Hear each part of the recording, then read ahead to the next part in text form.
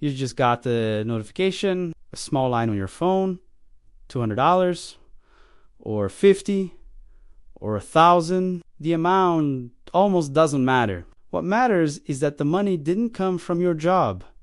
It came from something you built on the side, something nobody at work knows about. You refresh the screen like twice because part of you still doesn't believe it's real. And here's the thing. Most financial people will tell you to focus on the big milestones.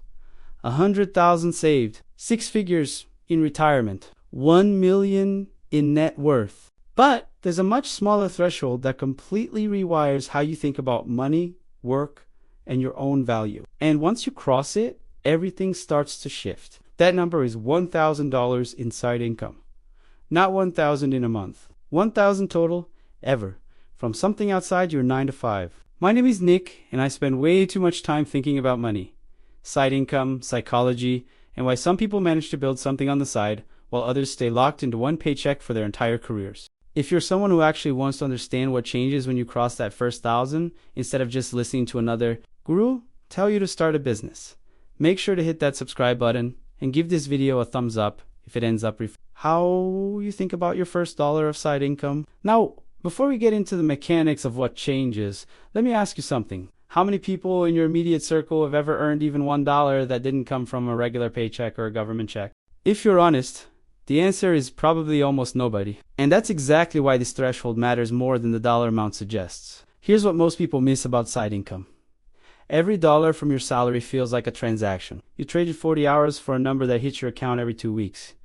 It's expected. When that direct deposit shows up, your brain barely registers it. Cortisol drops a little. You pay some bills, you move on. But the first dollar from side income, that hits completely differently. It's not just dopamine. It's something deeper than that. It's the first time in your adult life that someone with no obligation to you, no contract holding them in place, no manager forcing the conversation, chose to give you money. They could have spent that money on anything: coffee, gas, streaming, subscriptions, savings.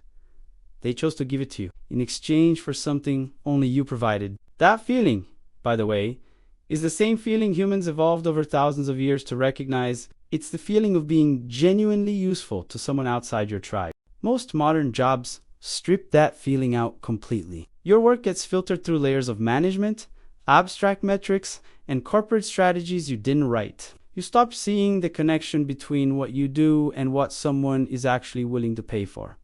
Side income reconnects that wire, and it does something to your brain that 2 decades of regular paychecks never will. The Bureau of Labor Statistics shows that about 5.4% of employed Americans currently work multiple jobs. That's around 8.9 million people, the highest figure since the Great Recession, which means roughly 95% of working Americans go their entire lives knowing only one feeling about money: the feeling of receiving a paycheck. They never feel the other one. Now, let's talk about the actual math, because the math is where most people stop paying attention. And that's exactly why they never get to the interesting part. Take $1,000 of salary income. By the time taxes, Social Security, Medicare, health insurance, and 401k contributions come out, you're looking at maybe $700 in your bank account. Take $1,000 of side income. After self-employment tax and rough estimates of deductions for legitimate business expenses, you're probably keeping somewhere between $750 and $850. So on the surface, side income looks roughly comparable to salary income after the math. But that's a really shallow way to look at it, because side income compounds in a way salary just doesn't. If you build $1,000 a month of side income, after 12 months, that's $12,000 a year. Fully realized, $12,000 is enough to max out a Roth IRA, which is a retirement account where you pay taxes now so you don't pay them later. With change left over, that's enough to fully fund retirement, rebuild an emergency fund, or pay down high interest debt without ever touching your regular paycheck. More importantly, the next $1,000 of salary takes another raise, another promotion, another year of work, another job change you might not get. The next $1,000 of side income takes one more customer or one more month of the same system you already built. That's it. Here's the kicker. Salary growth is gated by other people. Side income growth is gated by you. And once you've crossed the first 1,000, you've already proven the system works. The next 1,000 is just repetition. The third 1,000 is acceleration. Most people never feel that acceleration because they quit before they reach the first 1,000. Speaking of which, let's look at why so many people start a side hustle and then stop before they ever feel the threshold I'm talking about. Bankrate runs an annual side hustle survey, and the 2025 numbers tell a story most creators don't really want to discuss. In 2025, only 27% of American adults reported having a side hustle. That's down from 36% the year before and 39% the year before that. The number isn't going down because Americans got rich. It's going down because they ran the math and decided the side hustle they picked just wasn't worth it. Here's the brutal stat. Of the people who do have a side hustle, 28% earn between $1 and $50 per month. The median monthly income is just $200. At that pace, it would take 5 months to cross $1,000 total, and most people quit before month 3. Why? 3 reasons that show up over and over. First, they picked a side hustle they hate. Driving for delivery apps in traffic for 6 hours of evenings is not building anything. It's just renting your time to a platform at a worse rate. Second, they expected scale before they had a product. They wanted 10 customers in week 1. When they got 0, they decided side hustles don't work and gave up. Third, they tracked their hourly rate instead of their learning rate. The first 100 hours of any side hustle pay almost nothing. The next 100 pay a little bit. The 100 after that pay real money. But the people who tracked hours instead of learning quit before they ever got past the first 100. And here's the thing, they don't see on the way out. The $1,000 threshold separates I tried something once from I figured out how to actually make money. Those 2 sentences sound similar. They describe completely different people. Which brings us to the part that most people don't expect. The identity shift. Before you cross $1,000 from side income, your mental model of yourself is, I'm someone with a job and a side project. After you cross it, your mental model becomes, I'm someone who can make money in multiple ways. That sounds like a small linguistic difference. It is not. That sentence governs every financial decision you make from that point forward. When you have one income source, every threat to that source feels existential. A bad performance review, a reorg, a market downturn, a layoff, rumor. When you have 2 income sources, even if the second one is small, those same threats are no longer existential. They're inconvenient. The difference between existential and inconvenient is, basically the difference between making decisions out of fear and making decisions out of choice. That difference is worth more than the $1,000 itself by a lot. Now here's where things get really interesting, because once that identity flip happens, your relationship with your day job starts to shift in ways you don't even consciously notice at first. That toxic email from your boss at 9 in the evening doesn't trigger the same dread it used to. You read it, you roll your eyes. You go back to whatever you were doing. You stop reading every restructuring announcement at work like it's a hostage note. Because losing this specific job is no longer losing your only income. The salary negotiation conversation goes completely differently. You're not begging for a raise. That determines whether you can pay rent. You're asking for fair compensation, knowing you have other options. The economists call this the ability to walk away from any specific deal because you have other deals available or could build them. You don't have to actually use the optionality, you just have to know it exists. That alone changes your behavior in every meeting, every email, every negotiation. People who don't have optionality usually don't realize how much of their professional life is shaped by the absence of it. Every time they don't push back on something unreasonable, every time they take on extra work they shouldn't, every time they tolerate a boss they should have left 2 years ago. And that cost compounds across a career. 20 years of not pushing back. 20 years of accepting raises that didn't keep up with inflation. 20 years of saying yes to a meeting they should have skipped. That's the real cost of single source income. And most people pay it forever because they never experienced the alternative. $1,000 from outside your job isn't enough to live on, but it's enough to know that the other reality exists. But here's the part most people completely miss, and it might be the most important point in this entire video. $1,000 from side income isn't really about money, it's about evidence. Specifically, evidence of something the system has been hiding from you for decades. Think about it this way. From the time you were 5 years old, Somebody else has been telling you what you're worth. First, it was grades, or through F numbers that supposedly capture your potential.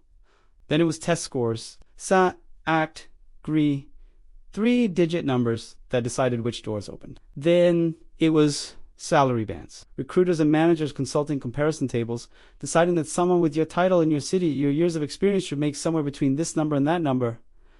That's not a market value. That's a corporate value. They are different things. Your salary was decided inside a closed system. Comparable rates, internal equity, what your boss could justify, what your company could afford. None of that was the open market. Side income is different. Someone outside that system, with no obligation to you, with full freedom to spend their money elsewhere, chose to hand it to you in exchange for what you provided. Multiply that by enough people, and you have something you've never had before. Proof of market fit? Direct evidence that a skill of yours has independent value. Most people never get this proof. They live their entire careers convinced their compensation is what they're worth, when in reality, their compensation is what someone else was willing to pay inside a system designed to suppress that number. Once you have $1,000 from outside that system, you cannot unsee the difference. You will never again look at your paycheck the same way. And honestly, that's, why the system isn't built to encourage side income. Your employer benefits from you not knowing what else you can do, and that's not paranoia, that's just incentive structure. The tax structure for self-employed earners is more complicated than regular paycheck income, which makes it feel more punishing than it actually is. The financial media focuses on how to save from your paycheck, not on how to build income outside of it, because savings-focused content has more advertisers. Saving from your paycheck makes you a better customer for the financial industry. Building income outside of it makes you their competition. That's not a conspiracy. It's just what's incentivized, but knowing it gives you a choice you didn't have before. You can keep accepting whatever your employer decides you're worth. Or you can start gathering evidence that the real number might be very different. $1,000 is when the evidence becomes undeniable. Even to yourself. Especially to yourself. That's the threshold. That's why it matters. And it's why nobody who hasn't crossed it can fully understand what's actually on the other side. So what actually happens after $1,000? The thing that nobody mentions because it doesn't fit the overnight fortune narrative that feels like every other money video on this platform, the first 1,000 is the slowest. The first 1,000 is where you build the system. Figure out who pays, refine what they want, and learn the basics of how money flows in your specific market. The second 1,000 is faster. Same skills, second customer, less time wasted on bad leads. You're not starting from scratch. You're repeating with refinements. By month 6 or 7, if you stuck with it, you have actual systems. Customers who refer you. A workflow that doesn't depend on you remembering everything. That's when the math starts bending. Not in the passive income while you sleep way. That's still mostly marketing fiction. But in a real, measurable, this hour pays more than the last hour did way. Compound learning matters more than compound interest in the early stage of side income. Every customer teaches you something, the next one doesn't have to. And the people who never feel this acceleration are the same people who quit at $300 total. Convinced side hustles don't work. Side hustles do work. The people who stopped before they got to 1,000 just never saw the part that makes them work. Imagine being 3 months in, doing 2 more weeks of work, and crossing the threshold, then quitting because you decided it wasn't working. That's the saddest version of this story, and it's the most common one. Look, $1,000 isn't going to fund your retirement. It won't even cover a month of rent in most American cities. But $1,000 is the proof that something exists that didn't exist before. A skill of yours that someone outside your employer is willing to pay for. And that proof changes everything. You're not failing if you haven't crossed it yet. You're probably just listening to people who told you success means a 6-figure side business in 90 days. The real number that matters is the first $1, then the first 100, then the first 1,000. Each one is a threshold. The 1,000 is just the loudest one. The math doesn't care about feelings, but the math is on your side here. Every dollar you earn outside your job is $0 of a different relationship with money, with work, and with risk. If you're at 0 right now, your number is $1. If you're at 300, your number is 1001. If you're already at 1200, your number is 1500. The threshold matters less than the direction. Start small, stay consistent.